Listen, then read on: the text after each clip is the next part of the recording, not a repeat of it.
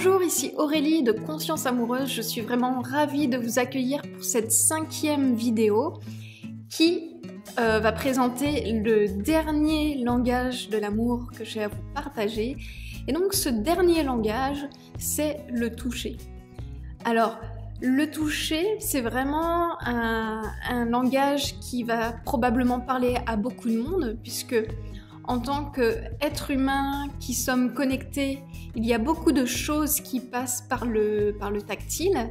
Et d'ailleurs, les personnes qui ont comme langage principal le toucher, il est facile de les repérer parce que c'est des personnes qui vont être très demandeuses et très démonstratives au niveau justement dans le fait de toucher les autres, de vouloir faire des câlins, de demander des bisous, de recevoir des étreintes.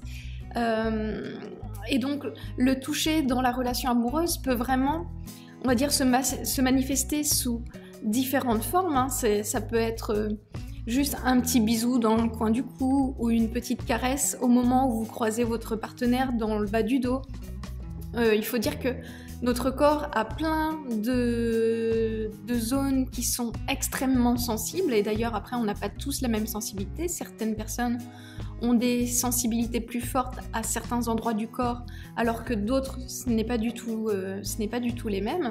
C'est pour ça que c'est intéressant aussi, si le toucher est votre langage principal, d'être vigilant sur le fait de ne pas en tout cas de ne pas offrir à votre partenaire le toucher que vous aimeriez recevoir. Ça, c'est une erreur qu'on a tendance à faire, c'est encore une fois de vouloir offrir à l'autre la manière dont on aimerait le recevoir. Donc, si votre langage est le toucher et que le langage de votre partenaire est également le toucher, sachez que vous n'avez pas forcément les mêmes préférences. Peut-être que vous aimez un toucher qui va être plus lent, alors que votre partenaire va aimer un toucher qui va être un peu plus rapide. Ça peut être juste le fait d'effleurer, alors que d'autres vont aimer le fait que ce soit un toucher qui soit vraiment présent, qui soit vraiment englobant. Donc là, c'est vraiment encore une fois de partir à la découverte de vous-même et à la découverte de l'autre, en essayant d'échanger et d'expérimenter quelles sont les différentes manières dont vous aimez offrir le toucher et surtout de la manière dont vous aimeriez le recevoir. Donc encore une fois, c'est une question aussi de communication et de dialogue, bien que la meilleure façon de pouvoir le savoir, c'est de l'expérimenter.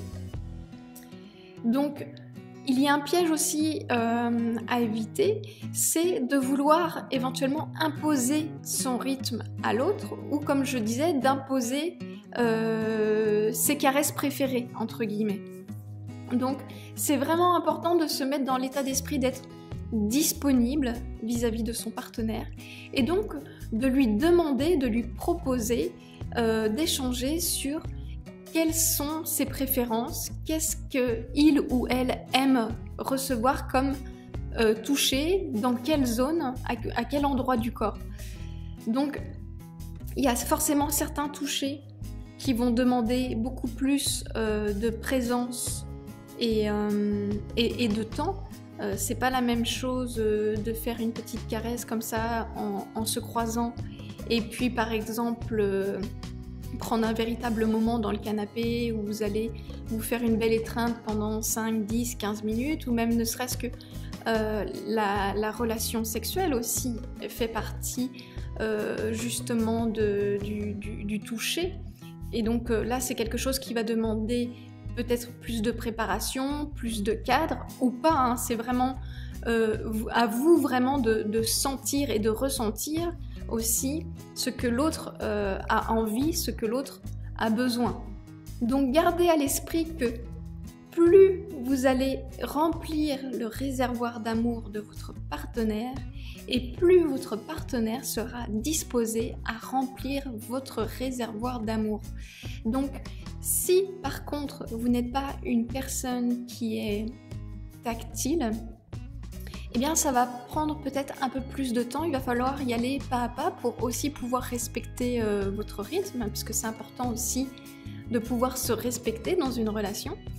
Et donc, ma proposition, c'est de réfléchir à la manière dont vous allez pouvoir justement offrir votre amour avec votre toucher, en tout cas pour votre partenaire. Donc, chaque jour, pendant 5 jours, réfléchissez à un moment dans la journée où vous allez pouvoir offrir votre amour à l'autre d'une manière particulière. Et donc c'est là aussi où ça peut être intéressant d'expérimenter pour sortir quelque part de votre zone de confort ou de vos habitudes. C'est peut-être que vous avez déjà mis en place dans votre couple, on va dire, des petites habitudes au niveau du toucher ou de l'organisation du couple. Et donc ça peut être intéressant aussi de profiter de ce défi pour essayer d'explorer, on va dire, des manières de rentrer en contact avec votre partenaire que vous n'avez pas peut-être l'habitude de faire. Donc là encore une fois, le chat sous la vidéo, en tout cas les commentaires qui vont être déposés sous la vidéo vont être de superbes indicateurs pour justement trouver des idées, se nourrir aussi des expériences des autres. C'est vraiment essentiel aussi de comprendre que si votre partenaire a comme langage principal le toucher, eh bien le toucher va avoir une incidence qui est beaucoup plus profonde que des mots. Par exemple, une étreinte ou un bisou dans le cou ou une embrassade ou ne serait-ce qu'un câlin va être beaucoup plus puissant qu'un simple je t'aime qui va être dit verbalement. Donc c'est pour ça que si déjà vous êtes sensible aux mots mais que votre langage principal est le toucher, alors recevoir un je t'aime c'est merveilleux, mais recevoir directement la démonstration du je t'aime par le toucher, ça va vraiment démultiplier par 10 ou par 100, j'en sais rien, l'émotion, en fait, l'amour que vous allez ressentir. Alors, pour finir, j'avais envie de vous dire que justement, le toucher n'est pas qu'un simple contact physique. C'est vraiment un moyen de pouvoir rentrer en connexion et en lien avec l'autre de manière aussi émotionnelle. D'ailleurs, si vous en avez peut-être fait l'expérience ou alors vous l'avez aussi peut-être vu autour de vous, que dans des événements qui sont forts émotionnellement, eh bien il y a chez beaucoup de personnes cet élan de rentrer en contact avec les autres. Par exemple, s'il y a un événement, vous venez d'apprendre un événement très heureux, vous allez peut-être avoir cet élan de vouloir le partager avec les autres et puis de vous embrasser, vous serrer fort les uns les autres. Mais même dans des événements comme par exemple, je sais pas, une catastrophe ou une crise, le soutien et la démonstration d'amour des gens va passer par l'étreinte, par le fait de sentir, d'avoir un contact avec l'autre. Donc voilà, mon invitation pendant ces 5 jours est vraiment de justement renouer avec votre partenaire au niveau du toucher et vraiment d'aller explorer toutes les différentes manières de pouvoir toucher l'autre. Voilà, que ce soit dans différents endroits du corps, que ce soit à différents moments de la journée, que ce soit au niveau de l'intensité aussi du toucher, hein. Il y a des touchers doux, il y a des touchers qui sont plus forts, il y a du lent, il y a du rapide. Rien que l'intention aussi que vous allez mettre vis-à-vis de l'autre va se ressentir dans la qualité de votre toucher. Donc, si vous n'avez pas l'habitude, voilà, prenez ne serait-ce qu'un petit moment pour au moins vous accorder un temps et accorder à votre partenaire un temps de 100% de disponibilité, et puis de pouvoir vraiment expérimenter et découvrir à deux. Encore une fois, c'est vraiment important pour moi de le répéter, hein, prenez-le comme un jeu, prenez-le comme...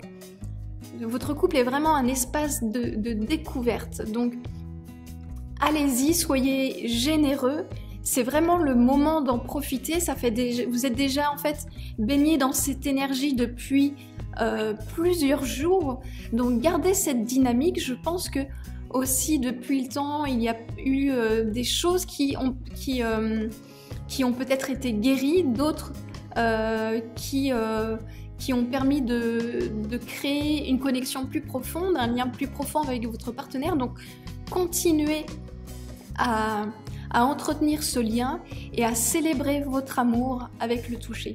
Et je vous dis à très vite, et je vous souhaite en tout cas une très très belle expérimentation. Amusez-vous bien et on se retrouve pour une prochaine vidéo. À bientôt!